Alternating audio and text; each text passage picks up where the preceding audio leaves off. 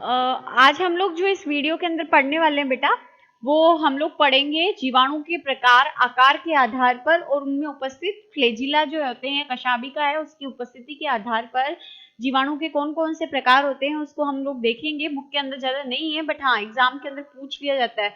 अगर आप आपकी एक्सीलेंट जो गाइड है उसको देखते हो तो उसके अंदर दिया हुआ है ना, तो इसीलिए आपको पढ़ना जरूरी है क्योंकि पूछा जा सकता है। तो जीवाणु के आकार की या आकार के आधार पर जीवाणु जो है उनको चार मेन कैटेगरी है ना। दो एक्स्ट्रा होती है, तंतुमय और बहुरूपी, जो नहीं है लेकिन फिर भी मैं आपको समझा दूंगी, मे भी आपको पूछ लें।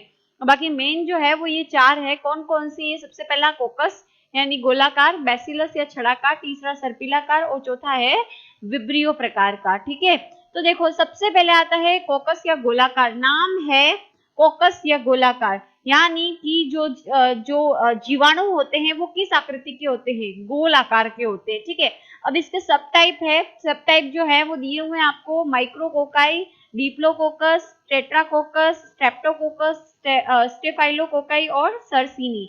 ठीक है, तो देखते हैं क्या क्या विशेषता होती है इनकी। सबसे पहले आता है माइक्रोकोकाई। माइक्रोकोकाई का मतलब जीवाणु जो है वो एक सिंगल संरचना होती है, एक ही सिंगल जीवाणु जो है वो सरवाइव करता है। उदाहरण इसका माइक्रोकोकस एगिलिकस। ठीक है, फिर डीप्लो की डी मतलब क्या होता है? डीप्लो यानी दो दो जीवाणु क्या होते हैं? साथ में रहते हैं इसमें। ठीक है, गोलाकार। उदाहरण है इसका डिप्लोकोकस न्यूमोनी। फिर है टेट्राकोकस। टेट्रा मतलब कितना होता है? चार, तो चार जीवाणु इस तरह समूह में रहते हैं। उदाहरण है इसका टेट्राकोकस टेट्राजीनस। ठीक है, फिर स्ट्रेप्टोकोकस। स्ट्रेप्टोकोकस के अंदर ये जो जीवाणु है वो क्या करते हैं? एक स्ट्रिप बना लेते हैं। स्ट्रिप का मतलब क्या होता है बेटा? श्रृंखला, आपस में जुड़कर एक श्रृंखला बना लेते हैं। फिर है स्टेफाइलोकोकाई। स्टेफेलाई कोकाई के अंदर जो जीवाणु होते हैं गोलाकार, वो ऐसे अंगूर के गुच्छे के समान जो संरचना होती है वो बनाकर क्या करते हैं? रहते हैं। एग्जाम्पल है स्टेफाइलोकोकाई ऑरियस, इसका एग्जाम्पल है। फिर आता है सरसीनी। इसके अंदर घनाभ आकार की या अनियमित आकार की जो संरचना बनाकर ग्रुप के अंदर क्या करते हैं? समस्त जीवाणु रहते हैं। इसका एग्जाम्पल है सरसीनी लटिया। आ गई बात समझ में? तो ये जो आपके है वो पहला प्रकार कंप्लीट होता है जो है कोकस या गोलाकार का। फिर दूसरा हम एग्जाम्पल देखेंगे। दूसरा जो इसके टाइप है, दूसरे टाइप के अंदर हम लोग देखते हैं कौन सा है? बैसिलस या छड़ाकार, यानी जीवाणु की संरचना इस प्रकार से छड़ के समान जो है होती है। इसके फिर से कितने प्रकार हैं? तीन है, एकल दंडाणु, डिप्लोकोकस और स्ट्रेप्टोबैसिलस। क्या मतलब समझ रहे हो? एकल यानी बेलनाकार संरचना होगी, छड़ के आकार की संरचना होगी, लेकिन जीवाणु जो है वो अकेला सरवाइव करेगा। मोनोबैसिलस जो है इसका उदाहरण है बैसिलस। ठीक है, फिर है डिप्लोकोकस। डिप्लो के अंदर क्या होगे? दो जो है जीवाणु जो है छड़ के आकार के वो आपस में जुड़े हुए रहते हैं। एग्जाम्पल है इसका कॉर्नियोबैक्टीरियम डिप्थेरी। ठीक है, फिर उसके बाद है स्ट्रेप्टोबैसिलस। इसके अंदर क्या होगा? स्ट्रिप अभी मैंने बताया, स्ट्रिप का मतलब होता है श्रृंखला, है ना। तो यहाँ पर कई छड़ाकार या बैसिलस जो जीवाणु है वो क्या करते हैं? एक छड़ के समान संरचना को क्या कर लेते हैं? बना लेते हैं। फिर तंतुमय के अंदर देखो, तंतुमय में भी क्या होता है? यही बैसिलस जो जीवाणु होते हैं वो इस तरीके से आपस में जुड़े हुए हैं, बट उनके ऊपर एक नलाकार क्या पाई जाती है? झिल्ली पाई जाती है, तो उससे हम क्या कह देते हैं?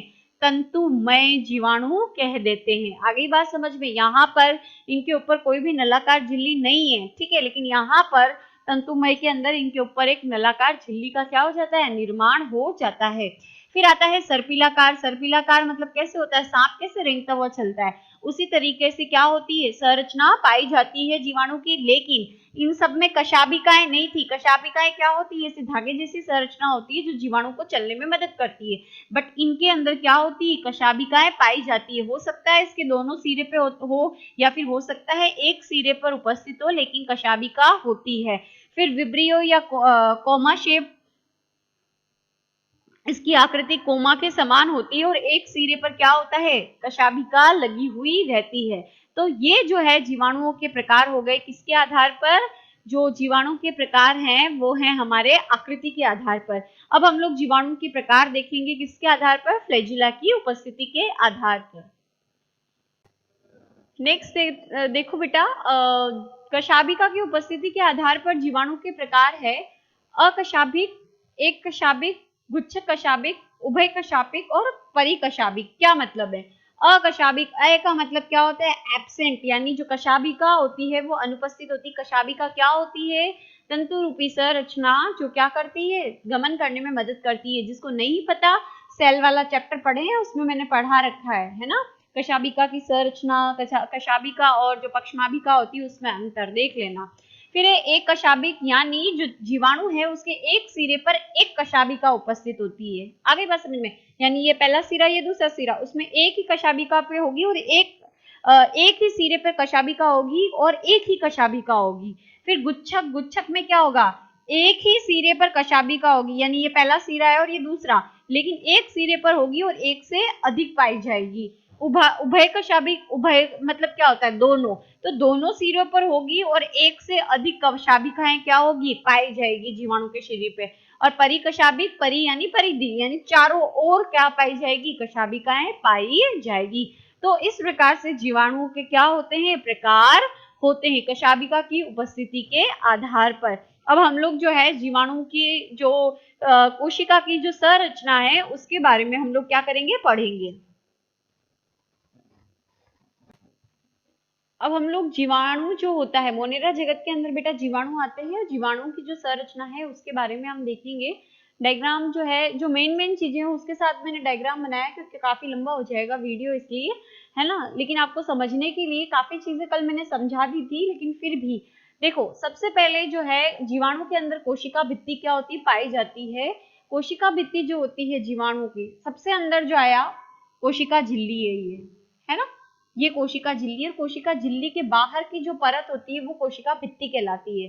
यानी ये तो हो गई आपके क्या? जीवाणु की कोशिका की कोशिका झिल्ली। अब इसके बाहर ये जो सेकंड नंबर की आप देख रहे हो, ये वाली, ये जो परत है वो आपके क्या कहलाएगी? कोशिका भित्ति। कोशिका भित्ति जो होती है म्यूमेरिक अम्ल और डाई एमिनो पैमेलिक अम्ल की बनी हुई होती है ना। ये विशेष प्रकार के पदार्थ होते हैं जिनको हम क्या कहते हैं?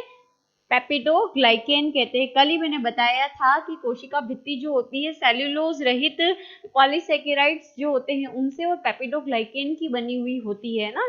जो मोनेरा जगत के प्राणी होते हैं उनकी कोशिका भित्ति, तो ये पेप्टिडोग्लाइकेन एक्चुअली किससे मिलकर बने होते हैं? म्यूमेरिक अम्ल और डाई एमिनो पैमेलिक अम्ल से मिलकर बने हुए होते हैं। ठीक है, तो कोशिका भित्ति इनकी इससे बनी हुई होती है। फिर कोशिका झिल्ली हो गई, कोशिका भित्ति हो गई, और भित्ति के बाहर जो है एक आवरण पाया जाता है जिसको क्या कहा जाता है? कैप्सूल। कैप्सूल, या फिर अगर ये पतला है, मोटा है, तब तो कैप्सूल कहलाया जाएगा। स्तर की मोटाई अगर ज्यादा मोटा है तब तो ये कैप्सूल कहलाएगा, लेकिन ये बहुत पतला है तब तो इसको क्या कहा जाता है? स्लाइम स्तर कहा जाता है। पतला है, कोशिका भित्ति के बाहर, यानी जैसे ये कोशिका भित्ति है तो इसके बाहर एक और आवरण पाया जाता है जीवाणुओं के अंदर जिसे स्लाइम स्तर कहा जाता है। स्लाइम स्तर पतला होता है, कार्बोहाइड्रेट, एमिनो अम्ल और गोंद का बना हुआ होता है। लेकिन अगर यही स्तर साइज में क्या हो जाता है? मोटा हो जाता है, तो इसको हम क्या कहते हैं? कैप्सूल कह देते हैं। तो कैप्सूल जो होता है वो पाया जाता है उन जीवाणुओं में जो विषम कंडीशंस में पाए जाते हैं, अधिक टेम्परेचर में, अधिक जो है या लो पीएच में पाए जाते हैं, उन जीवाणुओं के अंदर कैप्सूल होता है ताकि अंदर की जितनी भी चीजें हैं वो अपघटित ना हो, नष्ट ना हो। समझ में आ गया? तो यहाँ पर आपकी कोशिका भित्ति होती है, कोशिका झिल्ली, कोशिका भित्ति, और भित्ति के बाहर क्या होगी बेटा? हमारा कैप्सूल पाया जाता है। अब इस कोशिका झिल्ली के अंदर जो है द्रव्य भरा रहता है, कोशिका द्रव्य। कोशिका द्रव्य में आप देखते हो तो केंद्रक नहीं पाया जाता। उसके अलावा जो द्विस्तरीय जो झिल्ली युक्त कोशिकांग होते हैं, जैसे कि माइटोकॉन्ड्रिया हो गया, है ना, लाइसोसोम, माइटोकॉन्ड्रिया हो गया, ईआर हो गया, गोल्जिकाय हो गया, हरित लवक हो गया, ये सब नहीं पाए जाते। और ना ही केंद्रक झिल्ली युक्त जो सुविकसित केंद्रक होता है वो पाया जाता है। अनुवांशिक पदार्थ, ये जो आप देख रहे हो गुणसूत्र, ये इस तरह से क्या होता है? पाया जाता है, और जिस क्षेत्र में पाया जाता है उसे हम क्या कहते हैं? न्यूक्लियोइड कहा जाता है। ठीक है, उसके बाद इसकी कोशिका झिल्ली जो होती है वो क्या करती है, अंतर्वलित होकर ऐसे संरचना बनाती है जिसको हम मीजोसोम कहते हैं। और मीजोसोम किसमें मदद करती है बेटा, श्वसन की क्रिया में क्या करती है, मदद करती है। ठीक है, इसके अलावा क्योंकि दोहरी झिल्ली युक्त कोशिकांग हमारे जीवाणु के अंदर कोशिका होती है उसमें नहीं पाए जाते, तो क्या होता है यहाँ पर मैग्नीशियम युक्त क्लोरोफिल के समान जो पदार्थ होते हैं, वो झिल्ली युक्त गोलाकार पदार्थ कोशिका जो द्रव्य होता है उसके अंदर पाए जाते हैं, और इन्हें क्रोमेटोफोर्स कहा जाता है, जो कि जो सूर्य के प्रकाश से भोजन बनाने में क्या करते हैं, मदद करते हैं जीवाणु को। उसके अलावा 70S टाइप के क्या पाए जाते हैं, राइबोसोम्स जो है वो पाए जाते हैं। तो ये एक जीवाणु की क्या हो गई, कोशिका हो गई। और इसके अंदर कशाभिकाएं भी पाई जाती, कईयों में पाई जाती है और कईयों में नहीं पाई जाती। अभी हम लोगों ने प्रकार देखे थे, है ना, जीवाणुओं के कशाभिका के आधार पर प्रकार। तो आपको समझ में आ गया होगा ये कोशिका की संरचना। लास्ट जो है मोनेरा जगत के अंदर हमारे पास दो टॉपिक बच रहे हैं।